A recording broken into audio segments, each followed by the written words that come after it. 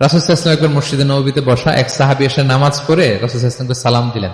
রাসূল সাল্লাল্লাহু আলাইহি ওয়াসাল্লামের সালামের উত্তর দিয়ে বলেন, ইরজি' ফাসাল্লি ফাইন্নাকা লাম তুসাল্লি, যাও তুমি আবার নামাজটা পড়ে আসো, তোমার নামাজ হয়নি।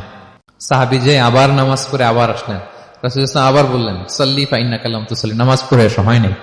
আবার গেলেন, আসলেন, আবার বললেন তুমি নামাজটা পড়ে আসো, হয়নি। এবার তো বেচারা কেঁদে দিয়ে বলে, ইয়া রাসূলুল্লাহ লা উহসিনু মিন যালিক, এর চেয়ে ভালো পারি না আমি, আপনি আমাকে শিখিয়ে দেন। রাসূল সাল্লাল্লাহু আলাইহি ওয়াসাল্লাম তখন বললেন, যখন নামাজে দাঁড়াবা ফাতিহা পড়বা আর একটা সূরা মেলাবা, ধীরস্থির ভাবে দাঁড়াবা। যখন রুকুতে যাবা হাত্তা তাতমাইন্না রাকিআন, ধীরস্থির ভাবে রুকু করবা।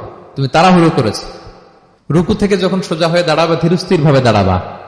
এরপরে সিজদায় যাবেন, যখন সিজদায় যাবা হাত্তা তাতমাইন্না সাজিদান, রিল্যাক্সের সাথে তুমি সিজদা দিবা। দুই সিজদার মাঝখানে বসে আবার রিল্যাক্স, আবার তুমি ধীরস্থির ভাবে বসবা।